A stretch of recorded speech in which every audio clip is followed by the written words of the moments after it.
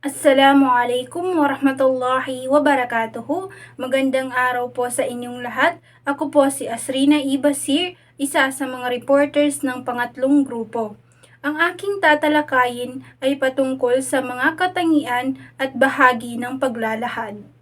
Dito muna tayo sa mga katangian ng paglalahad. Ang una ay ang kalinawan.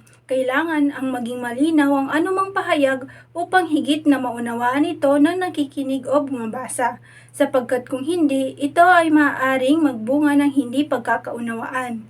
Ibig sabihin, kailangan sa paglalahad o di kaya sa expository ay may kalinawan dito para lubos na maunawaan ng mga nakikinig o ng mga bumabasa ang paksang tinatalakay sa sinulat o sinasabi. Dahil kung hindi ito malinaw, magbubunga ito ng mga misunderstanding o di kaya ng hindi pagkakaunawaan. Ang pangalawa ay ang katiyakan. Lubos na matatamo ito kung alam ng nagpapaliwanag ang kanyang layunin sa pagpapaliwanag. Tandaan na ang buhay ng isang mahusay na paglalahad ay nasa layunin nito. Ibig sabihin nito, sa isang paglalahad, nararapat na alam ng taong nagbibigay ng pahayag ang kanyang layunin sa kanyang paksang tatalakayin. Dapat na bago pa siya gumawa ng sulatin ay alam na niyan kung ano ang kanyang layunin kung bakit niya iyon isinulat. Nang sa ganon, magiging mahusay ang kanyang pagpapahayag. Ang pangatlo ay ang kaugnayan. Hindi maaaring maging halo-halo ang mga kaisipan ng paksang tinatalakay. Kailangan ang sangkap ng mga pangungusap at mga talata ay may kaugnayan sa isa't isa upang maging mabisa ang pagpapahayag. Ibig sabihin nito, hindi pwede na sa paglalahad ay halo-halo na ang mga kaisipan sa paksang tinatalakay.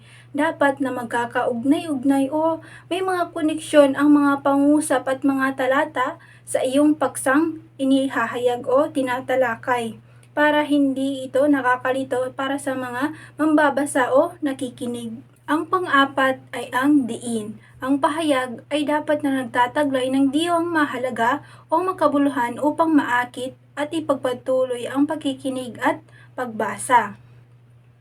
Ibig sabihin, sa paglalahad, nararapat na naglalaman ito ng mga mahalaga at makabuluhan na mga impormasyon upang maakit yung mga tao na basahin o pakinggan ang paksang tinatalakay. Dito naman tayo sa mga bahagi ng paglalahad. Ang una ay ang simula. Ito ang bahaging dapat na makaakit sa kawilihan o interes upang ipagpatuloy ang pakikinig o pagbabasa ng isang katha. Dapat na taglay nito ang pangunahing kaalaman at ang pagpapalutang ng pinakapaksang pangungusap. Ibig sabihin, sa bahaging ito ng paglalahad, dito napapaloob ang mga makabuluhan at mabisang introduksyon ng isang paksa na kung saan makakakuha ito ng interes ng mga mambabasa o nakikinig. Sa simula na kabase kung ipagpapatuloy ba ng mga tao na basahin o pakinggan ang paksang iyong inilalahad. Dahil kung hindi maganda o boring ang iyong simula ay maaaring hindi ituloy ng mga mambabasa o nakikinig ang iyong inilalahad na paksa. Ang pangalawa ay ang gitna o katawan. Upang lubos na matamo ang kahusayan ng paglalahad, dapat ito ay nagtataglay ng mga magkakaugnay na kaisipan sa isa't isa upang maging mabisa ito. Ibig sabihin, sa gitna o katawan o di kaya naman body sa English ay dito na inilalahad ang mga mahalaga at makabuluhan na mga kaisipan o mga impormasyon patungkol sa paksang tinatalakay. Ang pangatlo na siya ring panghuli ay ang wakas. Ang bahaging ito ang nagiiwan ng isang kakintalan o impresyon. Kadalasang naglalahad ito ng mga konklusyon, pagbubuod, muling pagpapalutang sa pinakadiwa ng paksa, rekomendasyon, implikasyon at mga mahalagang mensahe hinggil sa paksa.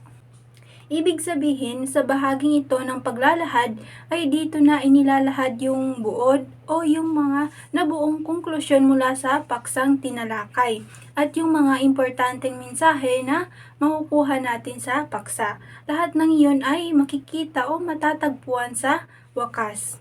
Doon lang po nagtatapos ang aking report. Maraming salamat.